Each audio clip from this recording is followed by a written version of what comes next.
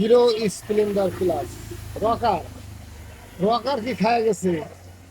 হয়তো খাওয়া গেছে যেতে পারে।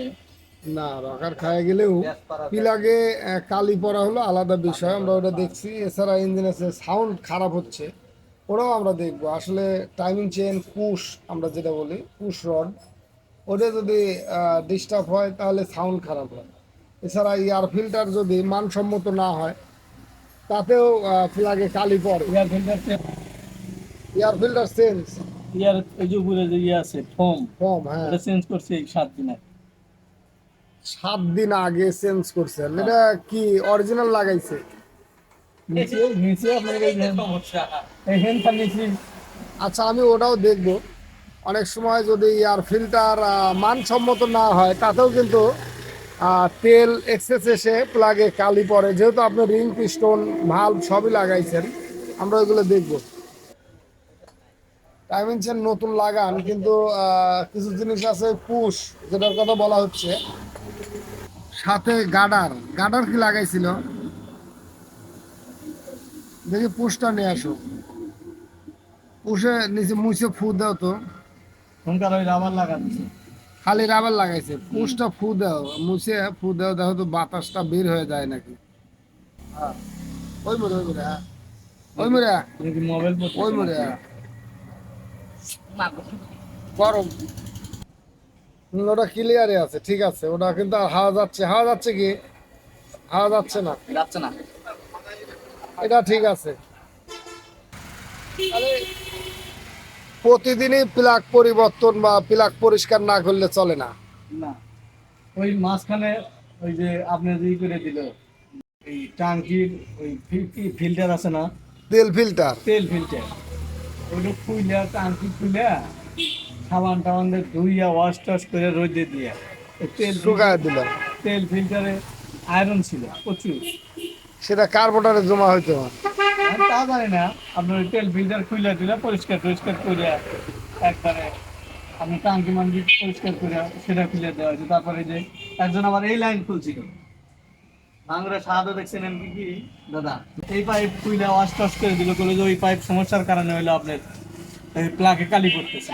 দেখছি। বললো যে টাইম এন্ড চেনের সমস্যা, উল্লা মারা এক মেকা টাইম এন্ড চেন, ওই যে রাবার টাবার এগুলো সব বদলা দিছে। বদলা দিল। ওই যে এটা ভেঙে চুর মারা গেছিল, বুঝছেন দাদা, এটাও চেঞ্জ করে দিছে ওই উল্লা মারা হইলো। এই মাথার ভিতরে ভাঙা ছিল। তো পুশ রডের জন্য কিন্তু প্লাগ ভেজা যাবে না, এটা শুধু সাউন্ড পরিবর্তনের জন্য আমরা পরিবর্তন করে দেব। তো আমরা নতুন পুশ রড সেটিং করে দিচ্ছি। এটার কিন্তু বল এবং সম্পূর্ণ সাইডই ভালো, এই জন্য আমরা নতুন লাগাবো। এছাড়া আমরা সফট স্প্রিং সেটিং করব। এছাড়া নাটের গোড়া যেন বোল্টের গোড়া যেন লিক না করে, আমরা সেইভাবে লাগাবো। তো যেহেতু সাউন্ড আছেই, এর জন্য আমরা ম্যাগনেট খুলে, আমরা আর্মেচার খুলে দেখবো আসলে ভিতরের অবস্থান কেমন আছে।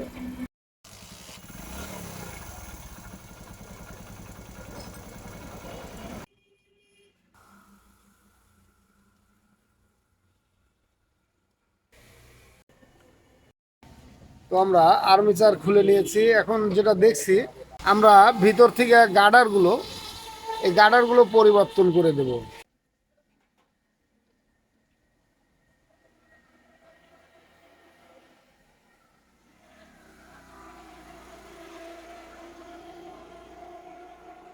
তো এখানেও গোস্তিছে আসলে, ইঞ্জিন চেম্বার ক্ষয় হয়ে গেলেও এরকম হয়। এছাড়া মোবিল পাম্পের পাশে যে বুশটা থাকে, যদি না থাকে তাহলেও কিন্তু এরকম হয়। আমরা এই সাইডে মোবিল পাম্প খুলে যেটা দেখলাম, মোবিল পাম্প প্রিমিয়াম যেরকম ওইদিকে নড়তেছিল, আসলে এখানে যে বুশটা থাকে ভিতরে, এই বুশটা ছিল না। তো এর জন্য আমরা একটা বুশ বানিয়ে দিলাম।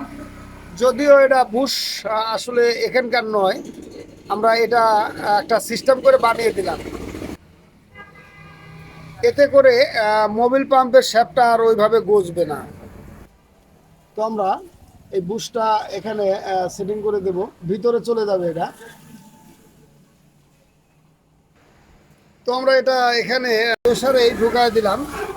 এরপরে যেটা থাকবে আর কি, এটা হলো মোবিল পাম্পের সঙ্গে যে বুশটা থাকে এটা, তো এটাও কিন্তু মাপ মতো হয়ে গেছে, ঠিক এরকম হতে হবে, তাহলে কিন্তু মোবিল পাম্প প্রিমিয়ামটা ভিতর থেকে গজবে না।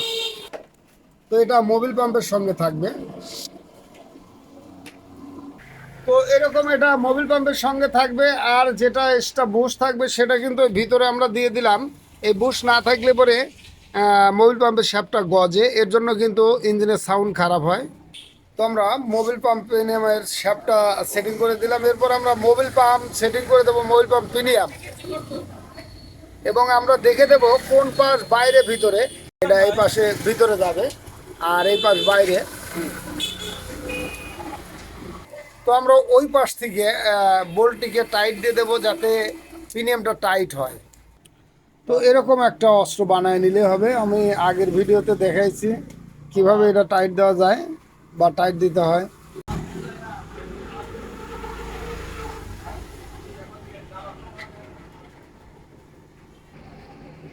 তো আমরা এভাবে প্রিমিয়ামটাকে টাইট দিয়ে দিলাম।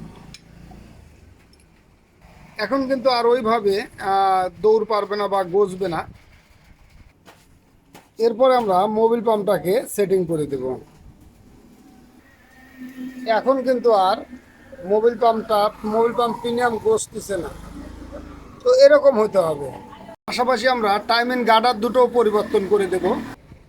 আমরা এই দুটো টাইমিং গার্ডার সেটিং করব।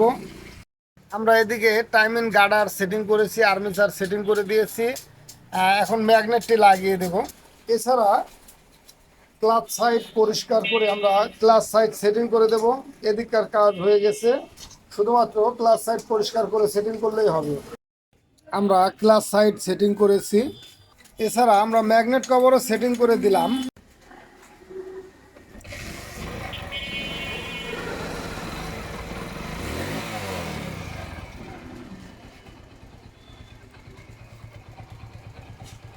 তো এখন কিন্তু যে সাউন্ড ছিল সেটা নাই, এখন কিন্তু একদম ভালো সাউন্ড চলে আসছে। শুধুমাত্র ট্যাপেটের হালকা সাউন্ড ছাড়া আর তেমন কোনো সাউন্ড নেই। আসলে যে সাউন্ডগুলো হতো সেই সাউন্ডগুলো পরিবর্তন হয়ে গেছে। একদিকে টাইমিং গার্ডার আর একদিকে ছিল হলো মোবিল পাম্প প্রিমিয়াম শ্যাফট। ওই শ্যাফটের বুস্টটা ছিল না, যার জন্য কিন্তু আরও ব্যাড নয়েজ বেশি হতো। আমরা এগুলো কাজ করে দিয়েছি। তো ঠিক এরকম আমরা যদি বুঝে কাজ করি তাহলে কিন্তু আমরা এই সমস্যাগুলো সমাধান করে দিতে পারবো। ধন্যবাদ সকলকে, ভালো থাকুন, সুস্থ থাকুন। তো আমরা আর একটা বিষয় দেখব, বাইকটি চালিয়ে আসছি, এখন প্লাগটা কেমন পড়ে সেটা দেখব।